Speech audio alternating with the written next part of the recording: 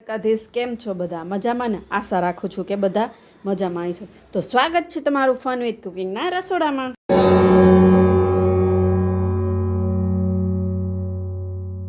શું તમારે પણ મારી જેમ રોજ શેનું શાક બનાવવું એનું ટેન્શન હોય ને? તો એ ટેન્શન તમારે લેવાની જરાય જરૂર નથી. હમ હે ના ટેન્શન લેને કે લીએ. તો આજે હું બનાવવાની છું ગિલકી કી સબ્જી. ગલકાનું નામ સાંભળીને જ વિડીયોને ફેરવી ના નાખતા હો. બાકી તો હું તમને આ નવું ગલકાનું શાક જોવા નહીં મળે. તો ઘરમાં નાના મોટા બધાને ભાવે ને એવું દેશી કાઠિયાવાડી રીતથી આપણે ગલકાનું શાક બનાવવાના છીએ આજે. ગલકાનું શાક બનાવવા માટે મેં અહીંયા 5 થી 6 ગલકા લીધા હતા અને આ કૂણા ગલકાની છાલ ઉતારી અને એના મેં નાના નાના કટકા કરી લીધા હતા. મોટા ભાગના છોકરાઓને છે ને ગલકાનું શાક ભાવતું ના હોય એટલે શાકમાં નવા રિનોવેશન છે ને આપણે કરવા પડતા હોય છે. આની પહેલાં મેં ભરેલા ગલકાનું શાક બનાવ્યું હતું અને એ વિડીયો મારી ચેનલમાં છે અને એ શાક પણ બહુ મસ્ત બન્યું હતું. એટલે મેં કીધું આ વખતે કંઈક બીજી રીતે ગલકાનું શાક બનાવીએ. તો ગલકા સુધારી લીધા પછી મેં ગલકામાં પાણી નાખી દીધું હતું જેથી કરીને ગલકા બિચારા છે ને કાળા ન પડી જાય અને એનો રંગ છે ને એ આપણી જેમ એટલે કે મારી જેમ છે ને જળવાય રહે. હવે આપણે ગલકામાં મિક્સ કરવાની ચટણી બનાવી લઈએ. જેમાં મેં લાલ મરચાં, લીલા મરચાં, ધાણા ભાજી, આદુ, લસણ અને માંડવીના બીનો ઉપયોગ કર્યો હતો અને એમાં થોડુંક અમથું પાણી નાખીને છે ને મિક્સરમાં ફરવા મૂકી દીધી હતી આ ચટણીને. ભલે ને ફરે જ્યાં સુધી એને ફરવું હોય ત્યાં સુધી.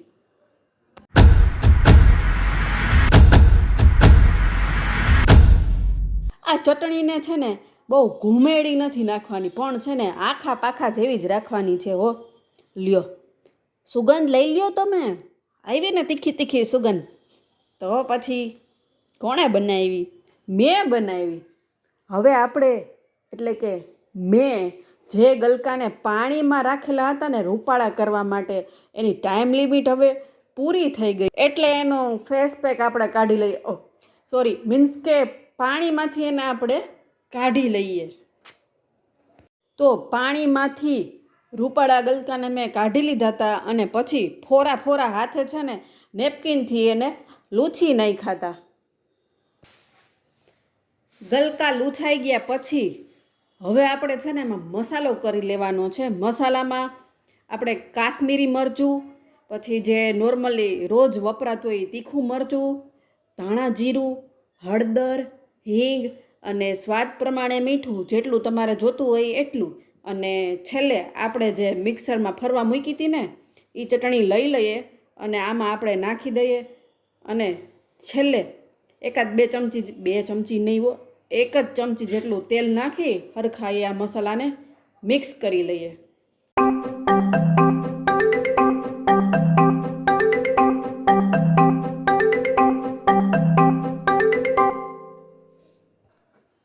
અને હા, હજી એક વાત કહેતા તો તમને ભૂલી ગઈ. હજી એક વસ્તુ આપણે બાકી રહી ગઈ. અહીંયા છે ને મેં 2 ચમચી જેટલું છે ને દહીં નાખ્યું હતું અને પછી પાછું છે ને હારી પટ છે ને હરખાએ હલાવી અને આને છે ને ઢાંકી અને સાઈડમાં આપણે આરામ કરવા મૂકી દેવાનું છે. હવે શાક વઘારવાની તૈયારી કરી લઉં. એના માટે મેં જેના વગર સ્વાદ અધૂરો લાગે એવા ડુંગળી બેનને મેં સુધારી લીધા હતા અને ત્યાર પછી અત્યારે તો લીલી ડુંગળી આવે છે તો એના લીલા પાંદડા મેં અહીંયા ઝીણા સુધારેલા લીધા હતા. હું છે ને જ્યારે ડુંગળી લઈ આવું ને ત્યારે જ એના પાંદડાનું છે ને ઝીણું કટિંગ કરી અને ડબ્બામાં ભરીને મૂકી દઉં જેથી કરીને છે ને એ બિચારા હુકાય નહીં અને હુકાઈ જાય પછી કંઈ કામ ન આવે એટલા માટે પહેલેથી જ છે ને એ પાંદડા ભરીને મેં મૂકી દીધા હતા. તો અત્યારે કામ આવી ગયા. જો ટમેટાને તો મેં અહીંયા મિક્સરમાં જ ક્રશ કરી લીધા હતા. હવે આપણે શાક વઘારવા માટે તેલ ગરમ મૂકી દઈએ અને તેલ ગરમ થઈ જાય પછી એમાં જીરું નાખી દેવાનું છે અને જીરુંની તડતડાટી બોલી જાય ને પછી એમાં લાલ ભભું સૂકું મરચું નાખી દેવાનું છે. અને એ લાલ તો જોકે છે જ પણ અતિશય લાલમાંથી સેજ કાળાશ ઉપર જવા મળે ને એટલે આપણે એમાં ડુંગળી નાખી દેવાની છે અને આ ડુંગળીને ફૂલ ગેસે છે ને લાલ ઘૂમ જેવી થવા દેવાની છે. અને ત્યાર પછી એમાં લસણની ચટણીનો પીંડો એટલે કે લસણવાળી ચટણી નાખવાની છે. આ જ્યાં સુધી આપણે ન નાખીએ ને ત્યાં સુધી આપણા કાઠિયાવાડી શાકનો તો છે ને ટેસ્ટ જ ન આવે.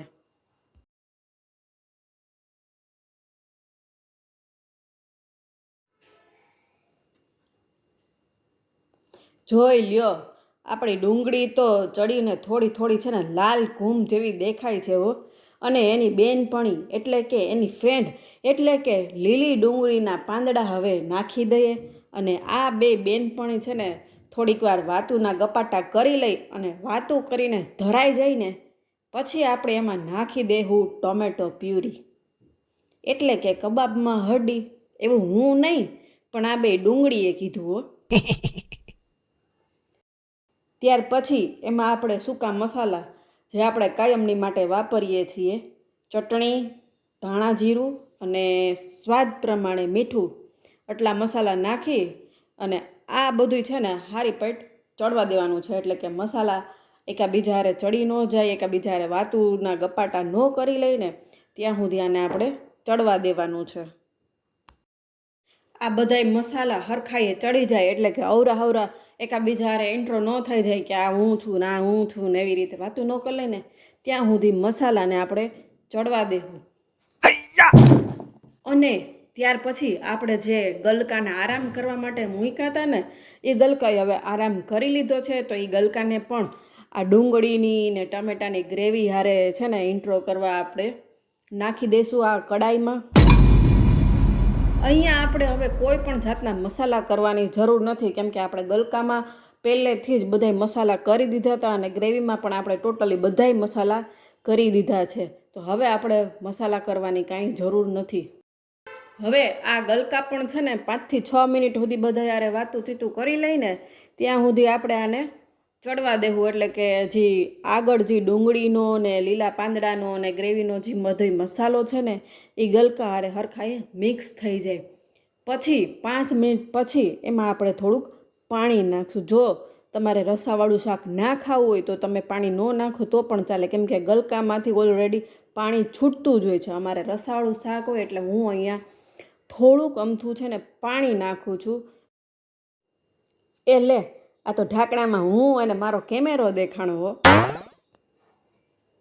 હવે 10 થી 15 મિનિટ જેવું થઈ ગયું છે અને આપણું શાક એકદમ ચડી અને મસ્ત રેડી થઈ ગયું છે. તો હવે આપણે એમાં રસોઈની રાણી એટલે કે ધાણા ભાજીને આપણે છાંટી દેશું.